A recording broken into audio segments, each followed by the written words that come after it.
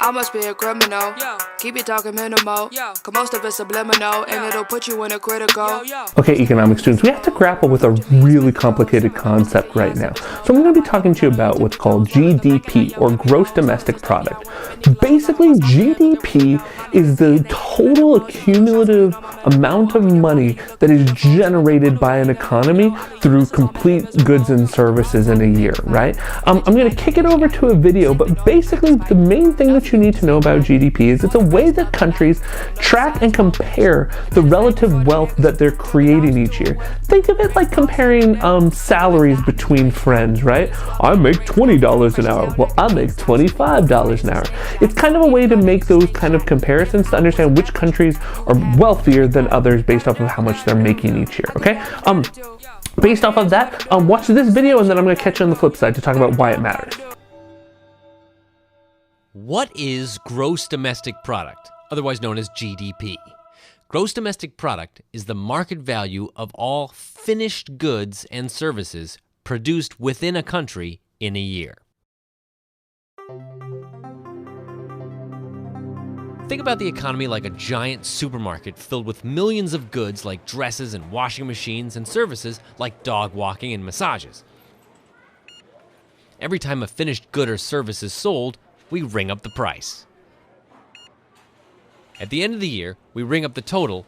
That's the GDP. Let's look more closely at some of the details. Notice that we said GDP is the market value of all finished goods and services. A finished good or service is one that will not be sold again as part of some other good. When a bakery buys flour, eggs, and butter, we don't count these sales in GDP because these goods aren't finished. They are intermediate goods that, when combined, will become a finished good, a cake, for example. But if a consumer buys an egg to make an omelet, the egg is a finished good because it won't be sold again as part of some other good. In other words, our GDP supermarket is like a real supermarket. At the GDP register, we ring up the eggs sold to consumers and the cakes, but we don't ring up the eggs the baker used to make the cake. There are also goods that are used to make other goods but are still considered finished goods. These are called capital goods. If Caterpillar produces a tractor and sells it to a farm, the tractor is considered a finished good. The tractor is finished and its value is added to the GDP. Although the tractor is used to make other goods, it won't be sold again as part of another good.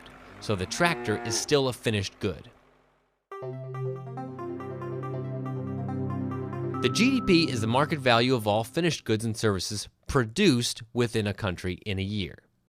GDP only counts production. If an old house is sold this year, that doesn't add to GDP since the house wasn't produced this year. Only the sale of new houses add to GDP.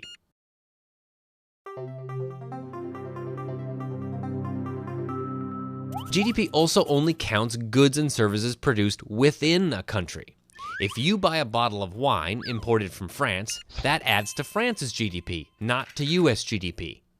On the other hand, a computer produced in the United States and exported to France adds to the US GDP.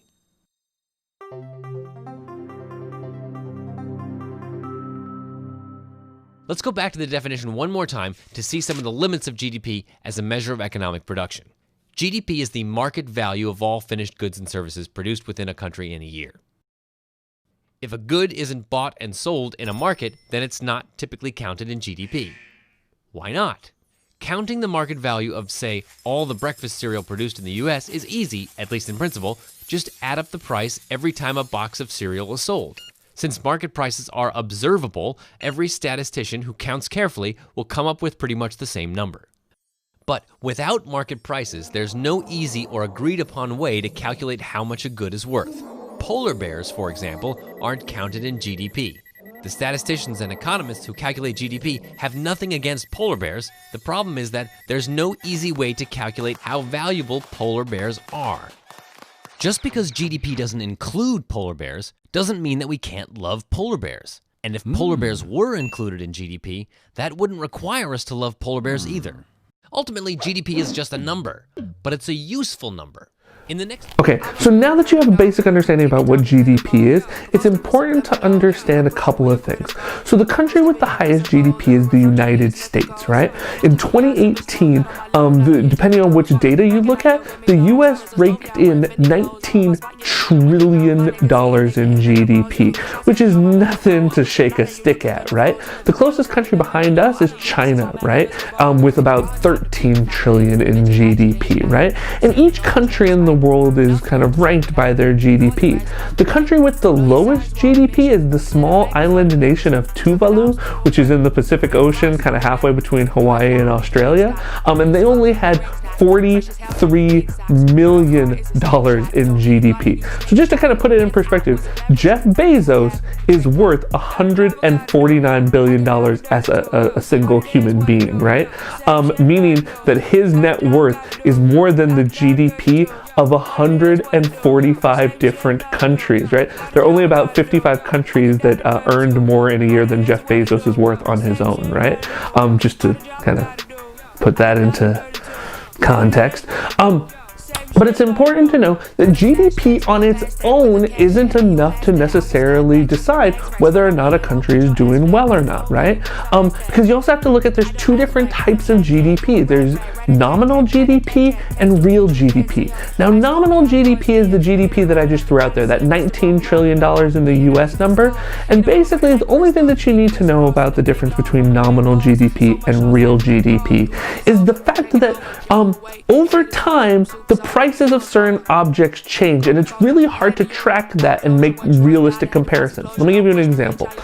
Back in the day, a can of Coke would literally cost you 5 cents, right? Now a can of Coke is going to cost you at least $1. The Coke didn't get fancier, it's just changed over time because of inflation, right? Inflation is when the value of our money changes to kind of meet certain economic standards, but not because of the value of the product change. The value of the money buying it changed, right? It actually dropped, okay?